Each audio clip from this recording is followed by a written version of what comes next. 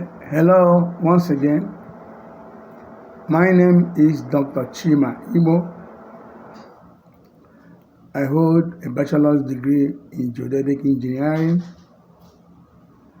and a master's degree in international management. I also hold a PhD, a doctorate degree in public policy and administration with specialization in public management and leadership. My area of practice is on democratic leadership and national development. This is a third part of our multiple discussions on the relationship between democratic governance and national development. In our last lecture, we had discussions on forms of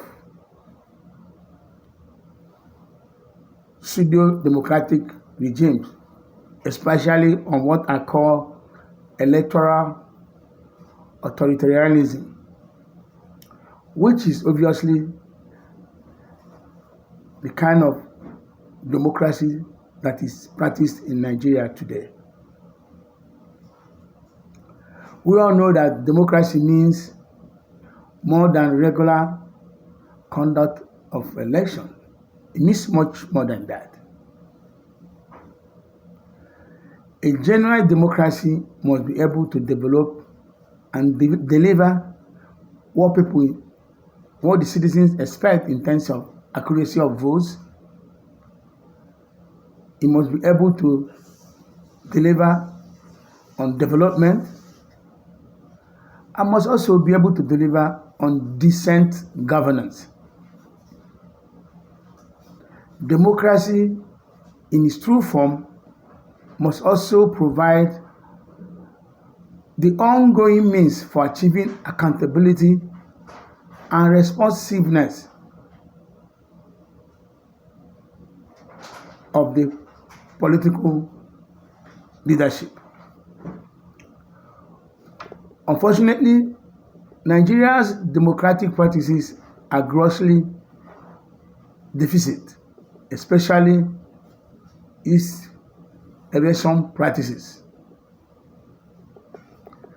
Judged by its key elements, democracy in Nigeria falls short of the acceptable standards. The reasons for these low standards of democratic practices could be many,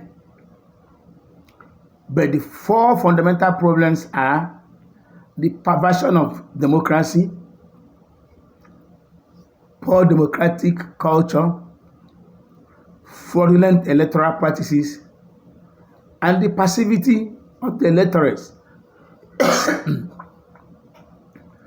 At the end of the military dictatorship in 1999, Nigeria did not actually transform into a democracy as was popularly thought and assumed, but rather it transformed into electoral authoritarian regimes that tended to combine democratic and non-democratic practices.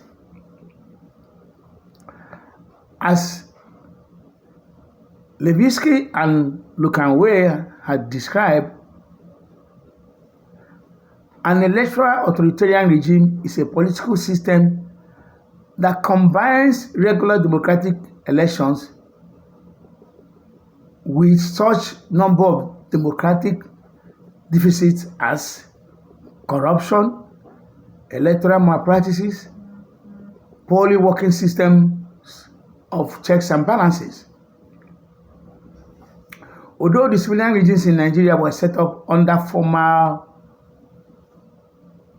democratic institutions as multi-party elections, these regimes were in reality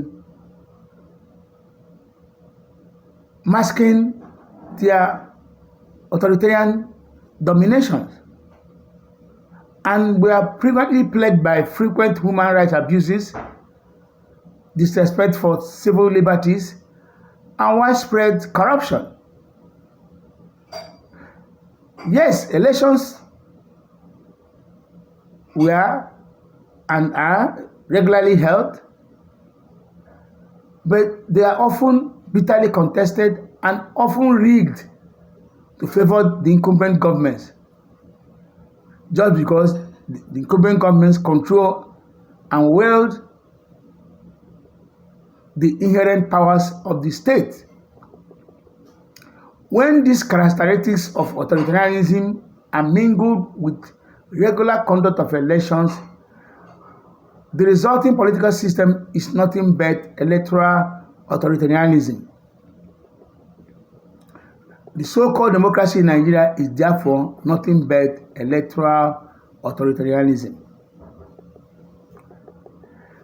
Nigeria should therefore be seen as an institutionalized dictatorship, where the set patterns of political advancement and leadership does not yield themselves to genuine electoral competition.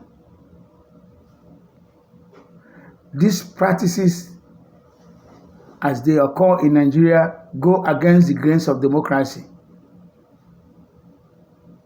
The construct of democracy indicates that it must be attentive to the system through which people compete for votes. This is not usually the case in Nigeria and must be addressed if we have the intentions to progress and develop as a nation under democracy. It is either we practice true democracy or we don't practice democracy at all. The rigging of election in any democratic dispensation defeats the total aim of democracy, and countries that practice such forms of democracy do not usually develop, and they are likely to remain underdeveloped, because democracy has its own dividends only when it is practiced in its true form. Thank you, ladies and gentlemen.